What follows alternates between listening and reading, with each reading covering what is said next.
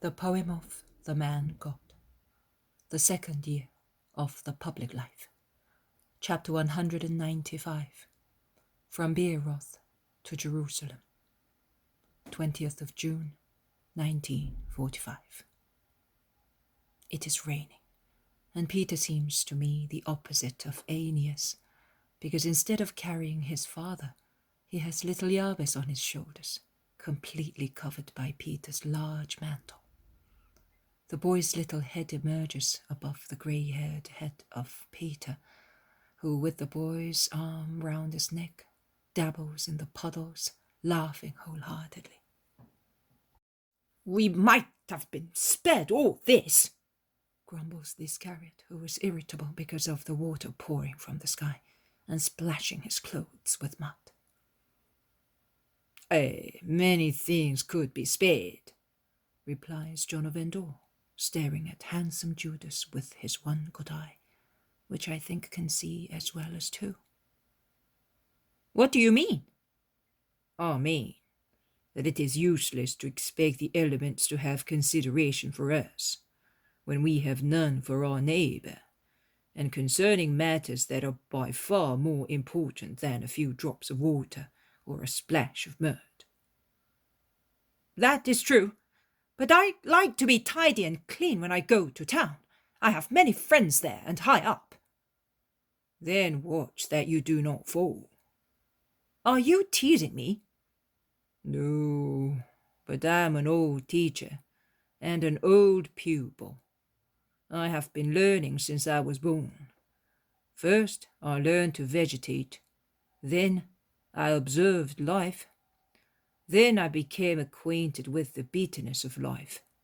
I practiced a useless justice, the justice of man alone, against God and society. God punished me with remorse, society with fetters. So, after all, I was the victim of justice.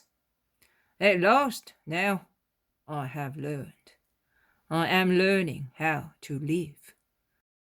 Now, since I am a teacher and a pupil, you will realize that it is natural for me to repeat the lessons." "But I am an apostle." "And I am a poor wretch, I know, but I should never take the liberty of teaching you. But, see, you never know what one may become. I thought I was going to die an honest and respected teacher in Cyprus, and I became a murderer and a convict serving a life sentence. But when I raised a knife to take vengeance, and when I was dragging the fetters, hating the universe, if anyone told me that I was to become a disciple of the Holy One, I would have doubted whether his mind was sound. And yet, here I am. So, I may be able to give a good lesson also to you, an apostle, because of my experience.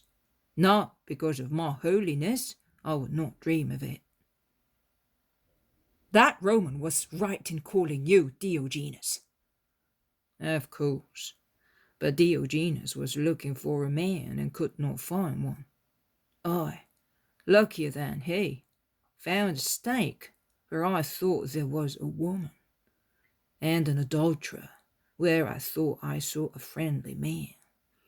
But after wandering about for many years, as I became insane through such experience, I have found the man, the Holy One." "I know no other wisdom but Israel's." "If that is so, you already have the means for salvation. But now you have also the science, nay, the wisdom of God." "It is the same thing." "Oh no. It is like a foggy day compared to a sunny day." "Well, are you anxious to teach me? I don't feel like it." "Let me speak. Once I used to speak to children. They were absent-minded. Then I spoke to shadows. They cursed me. then to chicken. They were better, far better than the first two groups. Now I speak to myself, as I am not yet able to speak to God. Why do you want to stop me? I have but one eye. The mine's ruined my life. I have suffered from heart trouble for years. At least let my mind be fruitful. Jesus is God. I know, and I believe it, more than you do, because I have revived through his work. You have not. No matter how good he is still good, and I, a poor wretch, dare not treat him with familiarity as you do. My soul speaks to him. My lips dare not. My soul does, and I think that he perceives it, weeping out of gratitude and repentant love. That is true, John. I do perceive your soul. Jesus comes into the conversation of the two. Judas blushes with shame. The man of Endor with joy. I perceive your soul. That is true. And I perceive also the work of your mind.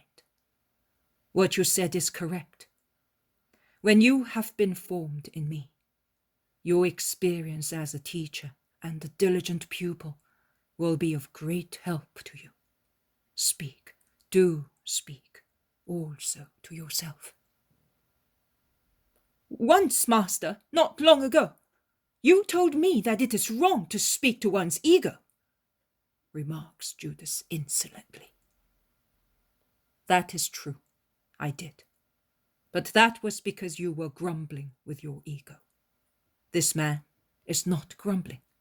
He is meditating, and for a good purpose. He is not doing anything wrong. In brief, I am wrong. Judas is aggressive. No, your heart is impatient. But the weather cannot be always good. Farmers want rain.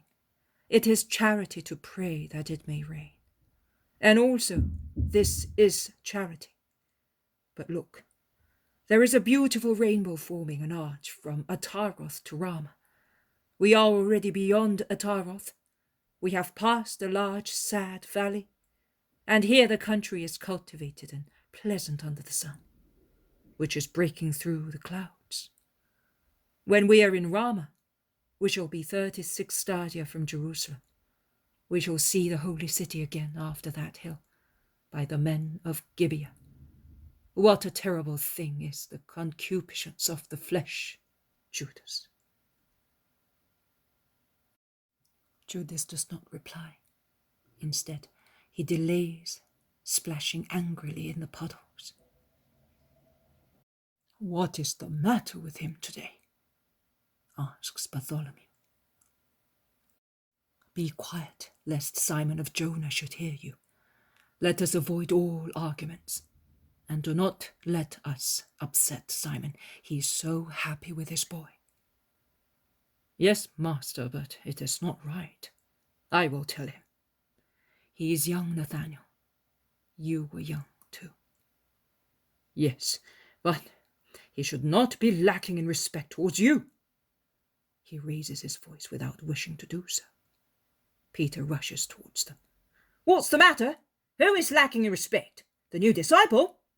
And he looks at John of Endor, who has discreetly withdrawn when he understood that Jesus was correcting the apostle, and is now speaking to James of Alphaeus and Simon Zealot.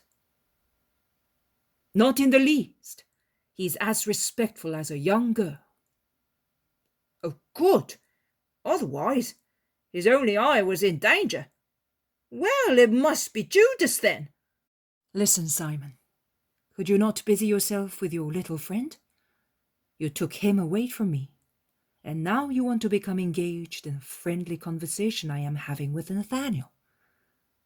Do you not think that you want to do too many things? Jesus smiles so gently But Peter becomes uncertain about his own thoughts. He looks at Bartholomew, who, however, has raised an aquiline face and is scanning the sky. Peter's suspicion fades away. Peter's attention is completely diverted by the apparition of the holy city, which is now near and is visible in all the beauty of its hills, olive groves, houses, and above all of the temple, a sight which must always have been a source of emotion and pride for Israelites. The warm April sun of Judea has soon dried up the slabstones of the consular road. Puddles of water have disappeared completely. The apostles are tidying themselves on the side of the road. They let down the tunics which they had pulled up. They wash their feet in a clear stream. They tidy their hair and drape their mantles. Also Jesus does that. I see them all doing it. The entrance into Jerusalem must have been an important matter. To present oneself at the walls on these feast days was like presenting oneself to a sovereign. The holy city was the real queen of Israelites. I realize that this year because I can notice the crowds and their behavior on the consular road. The processions of the various families form here, the women in one group, the men in another, the children in either, but all very serious and serene at the same time. Some fold up their old mantles and pull out a new one from their travelling bags or change sandals. Their gait then becomes solemn. It is already hieratic. In each group there is a soloist who gives the tone, and the hymns, the glorious old hymns of David, are intoned. And people look at one another more lovingly, as if they had been pacified by the sight of the house of the Lord. And they look at the holy house, a huge cube of marble surmounted by golden domes, placed like a pearl in the center of the imposing enclosure of the temple. The apostolic procession is formed as follows: Jesus and Peter in front, with a boy between them. Behind them, Simon, the Iscariot, and John. Then Andrew, who has forced John of Endor to stay between him and James of Zebedee. In the fourth row, the two cousins of the Lord and Matthew. Last, Thomas, Philip, and Bartholomew. It is Jesus who intones in his beautiful, powerful voice of a light baritone, a mellow voice with refined tenor vibrations, and Judas Iscariot, a pure tenor, answers together with John, with his limpid voice typical of young people. The two baritone voices of Jesus' cousins and the almost bass voice of Thomas, whose baritone voice is so deep that it can hardly be classified as such. The others, who are not gifted with such beautiful voices, follow the chorus of the virtuosi singing in low voices. The psalms are the known ones called gradual psalms. Little Jabez, the voice of an angel among the strong voices of men, sings very well, probably because he knows Psalm 121 better than the others. How I rejoiced when they said to me, "We shall go to the house of the Lord." His little face, which only a few days ago was so sad, is now bright with joy. The walls are now close at hand. Here is the gate of the fish, and the overcrowded streets. They go straight to the temple to say the first prayer, and then peace, in the peace of Gethsemane, then supper and rest. The journey towards Jerusalem is over.